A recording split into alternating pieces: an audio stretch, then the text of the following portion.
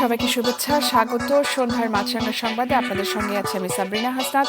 শুরুতেই guardian life insurance সংবাদ শিরোনাম। গেল বছরে দেশের ব্যবসার পরিবেশের 6টি সূচকে উন্নতি হয়েছে, তবে সার্বিক স্কোর আগের মতোই রয়েছে। অর্থায়ন, জমি এবং কর সংক্রান্ত জটিলতা আগের চেয়ে বেড়েছে। মেট্রোপলিটন চেম্বার এবং গবেষণা সংস্থা পলিসি এক্সচেঞ্জের প্রতিবেদনে এই তথ্য উঠে এসেছে। সবচেয়ে ভালো পরিবেশ ছিল ময়মনসিংহে এবং সবচেয়ে খারাপ রংপুরে। ডিজিটাল বাংলাদেশের পর এবারে স্মার্ট বাংলাদেশ গড়তে কাজ করছে সরকার, জানিয়েছেন প্রধানমন্ত্রী। ডিজিটাল বাংলাদেশ মেলা উদ্বোধন করে তিনি আরও জানান, ব্যবসা, শিক্ষা, স্বাস্থ্য, কৃষি সহ সব ক্ষেত্রে প্রযুক্তির ব্যবহার নিশ্চিত করা হবে। প্রযুক্তিকে হাতিয়ার করে সমৃদ্ধ দেশ গড়ার অঙ্গীকার করেন প্রধানমন্ত্রী। এবং সংযোগ সড়ক না থাকায় কোনো কাজে আসছে না মাথাভাঙ্গা নদীর উপর নির্মিত 2 জেলার সংযোগ সেতু। সেতুর এক পাশে মেহেরপুরের বেদবাড়িয়া, অন্য পাশে কুষ্টিয়ার মধুগাড়ি গ্রাম। মূল সড়ক থেকে দূরে ফসলি জমির কাছে এই সেতু নির্মাণ করায় তা ব্যবহার করা যাচ্ছে না, উল্টো ক্ষতি হচ্ছে ফসলি জমির।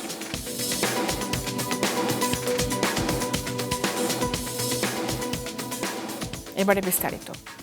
দেশে ব্যবসা পরিচালনার ক্ষেত্রে অর্থায়ন, জমি এবং কর সংক্রান্ত জটিলতা আগের থেকে বেড়েছে, তবে মোট 10টি সূচকের মধ্যে 6টিতে উন্নতি হয়েছে। দেশে ব্যবসার পরিবেশ সূচকে এমন তথ্য উঠে এসেছে। আজ রাজধানীতে মেট্রোপলিটন চেম্বার এবং গবেষণা সংস্থা পলিসি এক্সচেঞ্জ যৌথভাবে এই প্রতিবেদন প্রকাশ করে। রায়হান শোভনের রিপোর্ট। কেমন ছিল 2022-এর ব্যবসার পরিস্থিতি তাই জানতে দেশের 518টি প্রতিষ্ঠানের উপর জরিপ করা হয়েছে। ব্যবসা সংশ্লিষ্ট 10টি পৃথক বিষয়ে প্রশ্ন করা হয়েছে। নম্বর দেওয়া হয়েছে 100-তে।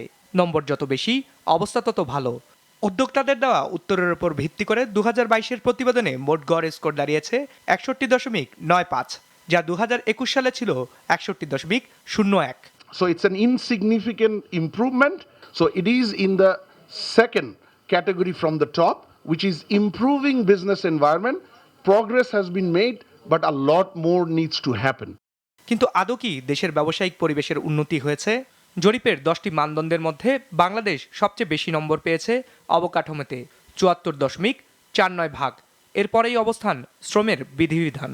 নতুন ব্যবসা শুরুর ক্ষেত্রেও উন্নতি হয়েছে 2021 সাল থেকে। প্রযুক্তি ব্যবহারে স্কোর 60, আর আগের বছরের থেকে অবস্থা আরও খারাপ হয়েছে ঋণের প্রাপ্যতায়। জমির সংস্থানে স্কোর 9 ভাগ কমে দাঁড়িয়েছে 53-তে, আর 20 ভাগ পিছিয়েছে কর ব্যবস্থাপনা সূচক। I get a lot of complaints from the SMEs especially. So a lot of SMEs are coming to me and complaining that we don't get finance. Now, why don't they get finance? They don't get finance because they do not have adequate collateral. They do not get finance because there are too many documentary requirements that are being imposed upon them. বাংলাদেশে ব্যবসার পরিবেশ সূচক অনুযায়ী 2022-এ সবচেয়ে এগিয়ে ছিল নির্মাণ খাত, যাদের স্কোর 66 ভাগের ওপরে। তারপরে অবস্থান চামড়া, প্রস্তুতকৃত খাদ্য, পোশাক, হালকা প্রকৌশল ও ওষুধ শিল্পের, যাদের প্রত্যেকের স্কোর 52 থেকে 60-এর উপরে। আমাদের ইমপ্রুভ করেছে সব দিক থেকে, এটাও বাজারে, এটাও ঠিক। আজকে কানেক্টিভিটি বেড়েছে, পদ্মা ব্রিজের কানেকশন হওয়ার পরে 21টা জেলা আমাদের ভালো কানেক্টিভিটি হচ্ছে। আজকে এইসব কথাগুলো মানে প্রচারিত হওয়া দরকার। প্রতিবেদন বলছে 2022-এ সবচেয়ে ভালো ব্যবসায়িক পরিবেশ বিরাজ করেছে ময়মনসিংহে, সবচেয়ে খারাপ স্কোর করেছে রংপুর। রাজধানী ঢাকার স্কোর 58.61 ভাগ। রায়হান শোভন, মাছরাঙা সংবাদ, ঢাকা। ডিজিটাল বাংলাদেশের পর এবারে স্মার্ট গভর্নমেন্ট, জনগোষ্ঠী এবং শিল্প কারখানা নিয়ে স্মার্ট বাংলাদেশ গড়ে তোলা হবে বলে জানিয়েছেন প্রধানমন্ত্রী শেখ হাসিনা। ঢাকার বঙ্গবন্ধু আন্তর্জাতিক সম্মেলন কেন্দ্রে 3 দিনের ডিজিটাল বাংলাদেশ মেলা উদ্বোধন করে তিনি বলেন, দেশের সব শিল্পাঞ্চলে 5G সংযোগ থাকবে। সকালে ভিডিও বার্তার মাধ্যমে মেলার উদ্বোধন করেন তিনি। বলেন, ব্যবসা, শিক্ষা, স্বাস্থ্য, কৃষি সহ সব ক্ষেত্রে প্রযুক্তির ব্যবহার নিশ্চিত করা হবে। ডিজিটাল বাংলাদেশের পর এবার স্মার্ট বাংলাদেশ গড়তে কাজ করছে তারা। তার সরকার। উদ্বোধনী অনুষ্ঠানে উপস্থিত ছিলেন শিক্ষামন্ত্রী ডাক্তার দীপুমণি, ডাক ও টেলিযোগাযোগ মন্ত্রী মোস্তফা জব্বার। এখন আর শিল্পাঞ্চলে 5G সেবা নিশ্চিত করা হবে। বিনিয়োগ ও রপ্তানি ক্ষেত্রে ডিজিটাল পণ্য অর্থনীতিতে গুরুত্বপূর্ণ অবদান রাখবে বলে আমি আশা করি। ডিজিটাল কানেক্টিভিটি হবে স্মার্ট বাংলাদেশ বিনির্মাণের প্রধান হাতিয়ার। এই কানেক্টিভিটির উপর ভিত্তি করেই গড়ে উঠবে smart citizen, smart economy, smart government এবং স্মার্ট সোসাইটি। শিক্ষাক্ষেত্রে সব ফর্মে এখন থেকে অভিভাবকের ঘরে মা, বাবা অথবা আইনগত অভিভাবকের নাম লেখা যাবে বলে হাইকোর্ট রায় দিয়েছেন। আদালতের এই রায়ের ফলে বাবা অথবা মায়ের নাম জানা নেই এমন শিশুদের শিক্ষা লাভের ক্ষেত্রে বড় বাধা দূর হয়েছে। তবে আইনজীবীরা বলছেন এই রায় মায়ের আইনগত অভিভাবকত্ব দিচ্ছে না। হাসনাইন তানভীরের রিপোর্ট। 3.5 বছরের শিশু থেকে কলেজ পড়ুয়া এমন 40 জন থাকছেন একসাথে রাজধানীর শ্যামলীর আদাবর এলাকার সুনিবিড় হাউজিং সোসাইটির এই বাড়িটিতে। স্বেচ্ছাসেবী সংগঠন শিশুদের জন্য আমরার সহযোগিতায় পরিচয়হীন কিংবা বাবার নাম গোপন রাখা এই ছেলে মেয়েদের পরম যত্নে মায়ের আদরে বড় করছেন হাজেরা বেগম। থাকা খাওয়ার পাশাপাশি স্কুল কলেজে পড়ার ব্যবস্থাও করেছেন। আমাদের যেহেতু বাচ্চাগুলো হচ্ছে আপনার বিভিন্ন জায়গা থেকে আসে, যেমন রাস্তায় সেক্স ওয়ার্ক যৌনকর্মীদের বাচ্চা আছে, কিছু বাচ্চা আছে রাস্তায় পড়ে থাকে, সেগুলো বিভিন্ন অর্গানাইজেশন দিয়ে তাদের বাবা মার নাম ঠিকানা নাই। হাজেরা বেগম তার এই সন্তানদের শিক্ষা প্রতিষ্ঠানে ভর্তি করতে ফর্মে মায়ের নামের জায়গায় নিজের নাম লিখলেও বাবার নাম লিখতে গিয়ে বিপাকে পড়ে যেতেন। ভর্তি আমরা করতেছি আপনার ওই যে যেমন আমাদের এখানে আমাদের এই সংগঠনের যে যারা আছে কোর কমিটিতে বিভিন্ন চাকরি টাকরি করে তাদের নামগুলো আমরা ইউজ করি। যদি মায়ের নাম থাকে সেটা ব্যবহার করি অরিজিনাল, আর না থাকলে আমার নাম ইউজ করি। সোমবার উচ্চ আদালতের এক রায়ে এ সংকট দূর হয়ে গেল, যা ইতিবাচক হিসেবে দেখছেন হাজেরা। আমি আগামী বছর আমার বাচ্চাদের নিয়ে আমি স্কুলে ভর্তি করতে যাব এবং দেখব যে এই রায়টা যাতে কার্যকারী হয়। বলছেন জন্ম নিবন্ধন ও পাসপোর্টের ক্ষেত্রেও বিষয়টি চালু করলে তারা উপকৃত হবেন। যেমন পাসপোর্ট করতে, জন্ম নিবন্ধন করতে, স্কুলে ভর্তি হইতে, তার যে কোনো কলেজ ভার্সিটি ভর্তি হইতে যেন এই জিনিসটা লাগে আপনার এই পরিচয়টা যাতে শুধু তার মায়ের পরিচয় বা তার অভিভাবকের পরিচয় দিয়ে যাতে কার্যকারী হয়। শিক্ষাক্ষেত্রে ফর্মে মায়ের নামের ব্যবহারের সুযোগ মাকে সন্তানের আইনগত অভিভাবকত্ব দিচ্ছে না বলছেন আইনজীবীরা। শুধুমাত্র পিতৃ পরিচয়হীন বা সচেতনভাবে বাবার নাম উল্লেখ করতে চান না তাদের ক্ষেত্রে রায়টি মাইলফলক মনে করছেন আইনজীবী মিতি সানজানা। বিষয়টি নিয়ে অনেকেই ভুল ব্যাখ্যা দিচ্ছেন বলে মনে করছেন এই আইনজীবী। এটির সাথে অভিভাবকত্বের কোনো সম্পর্কই নেই। এখানে অভিভাবকত্ব নিয়ে গার্ডিয়ানশিপ নিয়ে কোনো কিছুই কিন্তু এখানে বলা হচ্ছে না। যদিও পূর্ণাঙ্গ রায় পায়নি, কিন্তু পূর্ণাঙ্গ রায়ে ওই ধরনের কোনো সম্ভাবনা নেই। কেননা এই মামলাটি হয়েছে শুধুমাত্র এই পিতার যে বাধ্যতামূলকভাবে নামটি সেটির বদলে মার নাম ব্যবহার করার সুযোগ। সন্তানের অভিভাবক সবসময় বাবা, যতক্ষণ পর্যন্ত আইনে কোনো পরিবর্তন আসেনি। এই আইনটি আমাদের অনেক পুরনো একটি আইন। মাকে সন্তানের একক অভিভাবকত্ব পেতে হলে আইনি প্রক্রিয়ার মধ্য দিয়ে আদালতের আদেশের মাধ্যমে নিতে হবে বলেও জানান ব্যারিস্টার মিতি সানজানা। হাসনাইন তানভীর, মাছরাঙা সংবাদ, ঢাকা। মাথাভাঙ্গা নদীর এক পাশে মেহেরপুরের বেতবাড়িয়া, অন্য পাশে কুষ্টিয়ার মধুগাড়ি গ্রাম। দুই জেলার মানুষের চলাচল সহজ করতে নদীর উপর একটি সেতু নির্মাণ করলেও সংযোগ সড়ক না থাকায় তা কোনো কাজে আসছে না। মেহেরপুর প্রতিনিধি বেন ইয়ামিনের পাঠানো তথ্য ও ছবি নিয়ে ডেস্ক রিপোর্ট। মেহেরপুর ও কুষ্টিয়া জেলার মানুষের চলাচল সহজ করতে 2021 সালে প্রায় 7 কোটি টাকা ব্যয়ে এলজিইডি মাথাভাঙ্গা নদীর উপর এই সেতুর নির্মাণ কাজ শুরু করে। গত বছর জুনে তা হস্তান্তর করে, কিন্তু সংযোগ সড়ক না থাকায় কোনো কাজেই আসছে না। অনেকেই ঝুঁকি নিয়ে ব্যবহার করছেন সেতুটি। 5-7 জনের জমির উপর দিয়ে রাস্তাটা ম্যাপ করছে। এখন এই ম্যাপ করার জন্য তাহলে সরকারের সাথে তো কোনো আন্ডারলাইন হয়নি, এখন কি আলোচনাও করেনি। তারা যে ম্যাপটা কিভাবে করলো না করলো এটা তো আমাদের জানার প্রয়োজন নেই। সে এখন দেখছি যে ওই রাস্তা না দিয়ে সোজা রাস্তা আসছে। এই সোজা রাস্তাটার জন্য এটা কোর্টে মোটামুটি মামলা করা হয়েছে। এলাকাবাসীর অভিযোগ, মূল সড়কের সাথে সেতুটি নির্মাণ করার কথা থাকলেও নির্মাণ করা হয়েছে ফসলি জমির মধ্যে। এতে ক্ষতি হচ্ছে ফসলের ক্ষেতেরও।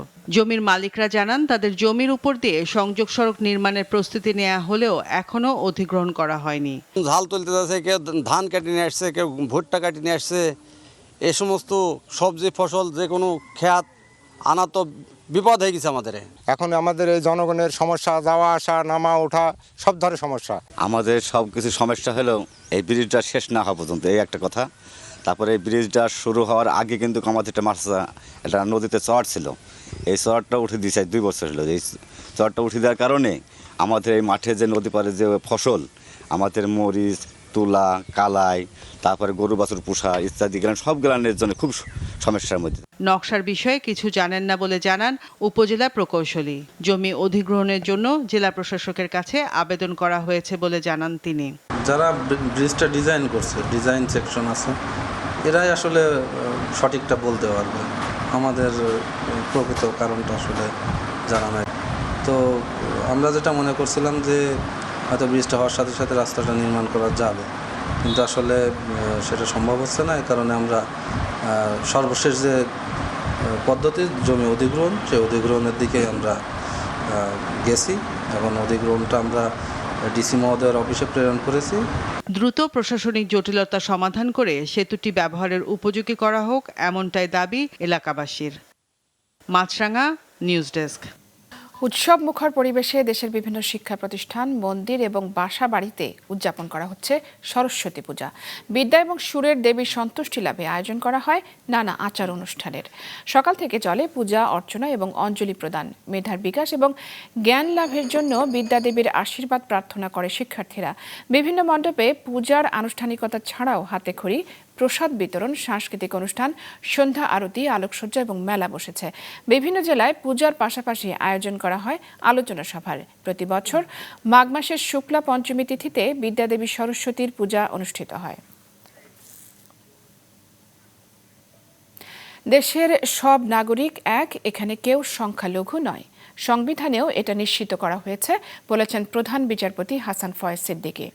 সকালে সুপ্রিম কোর্ট প্রাঙ্গণে সরস্বতী পূজার বাণী অর্চনা অনুষ্ঠানে প্রধান অতিথির বক্তব্যে তিনি বলেন, দেশে সাম্প্রদায়িক শক্তি যেন কোনোভাবেই মাথা চাড়া দিতে না পারে।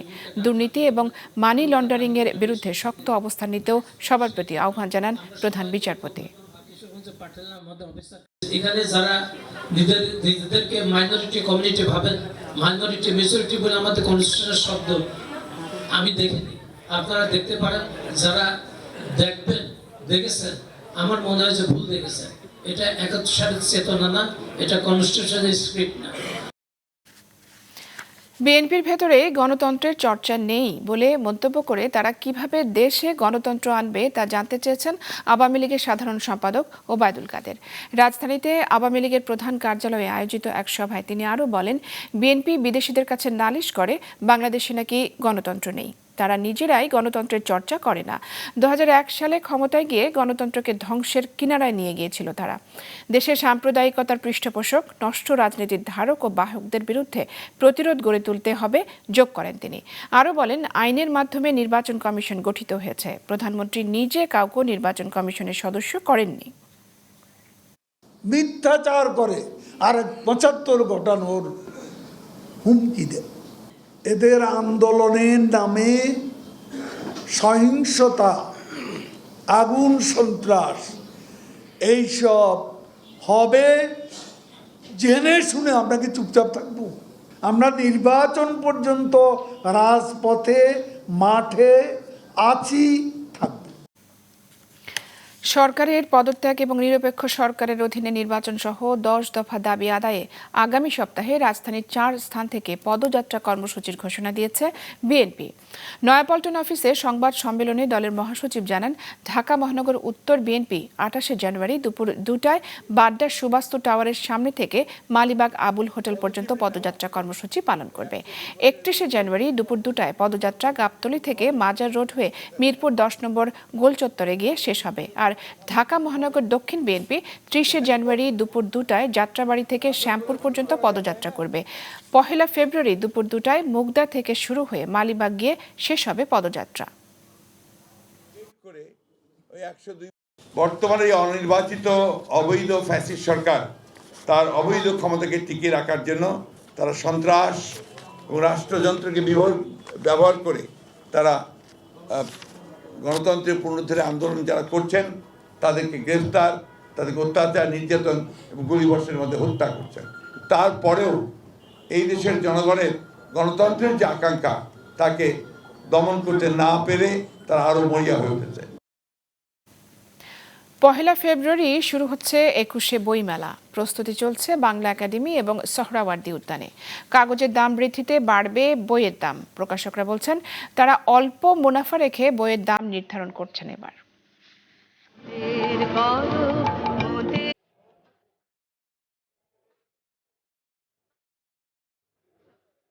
ফেব্রুয়ারি এলেই নতুন বইয়ের গন্ধ হাতছানি দেয় পাঠকদের। লেখক, পাঠক এবং প্রকাশনা শিল্পের সাথে জড়িত মানুষগুলোর সম্মেলনে একটি বইয়ের মেলা হয়ে ওঠে ভাষা সংস্কৃতির প্রতি মমতা প্রদর্শনের অন্যতম মাধ্যম। করোনা পরবর্তী বাংলাদেশে সব ধরনের অনিশ্চয়তাকে পেছনে ফেলে প্রত্যাশা এবারের বইমেলা হবে পরিপূর্ণ একটি মেলা। প্রস্তুত হচ্ছে বাংলা একাডেমি এবং সোহরাওয়ার্দী উদ্যানও। করোনা সংক্রমণের আশঙ্কা কমে আসায় 1 ফেব্রুয়ারি প্রধানমন্ত্রী সশরীরে উদ্বোধন করবেন মেলার। পড়ো বই গড় দেশ, বঙ্গবন্ধুর বাংলাদেশ এবারের প্রতিপাদ্য। মেলার যদি বলেন যে এবারকার নতুন বৈশিষ্ট্য কি, বৈশিষ্ট্যটা হচ্ছে আপনি মেলার যে প্রান্তেই আপনি দাঁড়ান না কেন, যদি কোনো রোড সামনে দাঁড়ান তাহলে আপনি শেষ প্রান্তটা দেখতে পারবেন। বাংলা একাডেমি এবং সোহরাওয়ার্দী উদ্যানে আমরা 4টা চত্বরে ভাগ করেছি। বাংলা একাডেমির সর্বস্তরের কর্মকর্তা কর্মচারী, প্রকাশক এবং আপনাদের প্রিন্ট এবং ইলেকট্রনিক মিডিয়ার সহযোগিতায় আমি আশা রাখি আগামী 1 তারিখে সুন্দর একটা মেলা এবার আমরা উপহার দিতে পারবো। বইমেলাকে ঘিরে প্রকাশকরাও নিচ্ছেন সর্বোচ্চ প্রস্তুতি। এবছর কাগজের অস্বাভাবিক মূল্যবৃদ্ধি প্রভাব ফেলবে পাঠকদের ক্রয় ক্ষমতার উপর। তবে পাঠকদের কথা চিন্তা করে প্রকাশকরা বলছেন অন্তত 25% দাম বাড়বে বইয়ের। গত বছর আমরা ফর্মার প্রতি যে টাকা দাম রাখতাম, মানে ফর্মা হচ্ছে 16-20 টাকা ফর্মা যে দাম রাখতাম, এবার 25% বাড়াতে হয়েছে আমাদেরকে। কাগজের মূল্য বেড়েছে প্রায় 300%, 250%, কিন্তু আমরা বইয়ের মূল্য বাড়িয়েছি মাত্র 25%। তবে এই প্রচেষ্টা সাময়িক হলে হয়তো এবারের মতো উতরে যাবেন প্রকাশকরা, কিন্তু সরকার এ ব্যাপারে পদক্ষেপ না নিলে দীর্ঘমেয়াদী ক্ষতিগ্রস্ত হবে এদেশের সৃজনশীল প্রকাশনা, আশঙ্কা তাদের। আমরা কতটা ঝুঁকি নেব, আমরা কতদূর যেতে পারবো সেটাও তো বিবেচ্য বিষয়। সুতরাং এগুলি যদি সহনীয় পর্যায়ে না আসে বা উদ্যোগী না নেওয়া হয়, এটা কিন্তু দীর্ঘমেয়াদী ক্ষতির সম্মুখীন সবাই হবে। তবু প্রত্যাশা কেটে যাবে সংকট। করোনা আবহে 2021-22-এর অসফল বইমেলাকে পেছনে ফেলে লেখক, পাঠক, প্রকাশকদের অংশগ্রহণে সফল হয়ে উঠবে এবারের বইমেলা, এই আশায় দিন গুনছেন সংশ্লিষ্টরা। মৌমিতা জান্নাত, মাছরাঙা সংবাদ, ঢাকা। আবারও বাড়ল চিনির দাম। প্যাকেটজাত এবং খোলা দুই ধরনের চিনির দামই কেজিতে 5 টাকা করে বাড়ানো হয়েছে। বাংলাদেশ সুগার রিফাইনার্স অ্যাসোসিয়েশনে এক সংবাদ বিবৃতির মাধ্যমে দর বৃদ্ধির এই ঘোষণা দেওয়া হয়েছে। নতুন সিদ্ধান্ত অনুযায়ী প্যাকেটজাত চিনির প্রতি কেজির দাম 112 টাকা নির্ধারণ করা হয়েছে, আর খোলা চিনির দাম হবে 160 টাকা। আগামী 1 ফেব্রুয়ারি থেকে নতুন এই দর কাঠামো কার্যকর হবে। আন্তর্জাতিক বাজারে অপরিশোধিত চিনির দাম বৃদ্ধি, ডলারের বিনিময় হার এবং স্থানীয় পরিশোধনকারী কারখানাগুলোর উৎপাদন ব্যয় বিবেচনায় দাম বাড়ানো হয়েছে বলে জানানো হয়েছে। দেশে প্রায় 1/3 মানুষ ভোগেন ভ্যারিকোজ ভেইন বা শরীরের আঁকা বাঁকা শিরার সমস্যায়, তবে সচেতন না হওয়ায় চিকিৎসা নেন না বেশিরভাগ রোগী। সকালে রাজধানীতে ইবনে সিনা মেডিকেল কলেজ আয়োজিত এক অনুষ্ঠানে এমনটাই জানান চিকিৎসকরা। মূল প্রবন্ধে বলা হয়, এটি জন্মগত একটি সমস্যা। এর চিকিৎসা না নিলে দীর্ঘমেয়াদে পায়ে ব্যথা, আলসার ও চামড়া শক্ত হয়ে যাওয়া সহ রক্ত প্রবাহে বাধা তৈরি হতে পারে। সন্ধ্যার মাছরাঙা সংবাদ শেষ করার আগে গার্ডিয়ান লাইফ ইন্স্যুরেন্স সংবাদ শিরোনামগুলো জানিয়ে দিচ্ছি আরও একবার।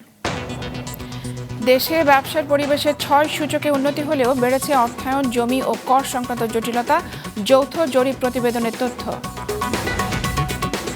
ডিজিটালের পর এবার স্মার্ট দেশ গড়তে কাজ করছে সরকার, জানালেন প্রধানমন্ত্রী। প্রযুক্তি নির্ভর সমৃদ্ধ দেশ গড়ার অঙ্গীকার। এবং সংযোগ সড়ক না থাকায় কাজে আসছে না মাথাভাঙ্গা নদীর উপর নির্মিত 2 জেলার সংযোগ সেতু। অধিগ্রহণ হয়নি জমি, ক্ষতি হচ্ছে ফসলের। এই ছিল এখনকার মতো। ফেসবুকে আপডেট পেতে ভিজিট করুন মাছরাঙা টেলিভিশনের পেজে। ইউটিউব চ্যানেলেও যে কোনো সময় দেখতে পারেন আমাদের সংবাদ, প্রতিবেদন এবং অনুষ্ঠান। দর্শক, করোনা সংক্রমণ কিন্তু চলছেই, পাশাপাশি বাড়ছে বায়ু দূষণ। তাই বাইরে বের হলে নিজে মাস্ক পরুন, অন্যকেও পরতে উৎসাহিত করুন। এতক্ষণ সঙ্গে থাকার জন্য ধন্যবাদ জানিয়ে আমি সাবরিনা হাসনাত শেষ করছি সন্ধ্যার মাছরাঙা সংবাদ। এই দিন এইভাবে।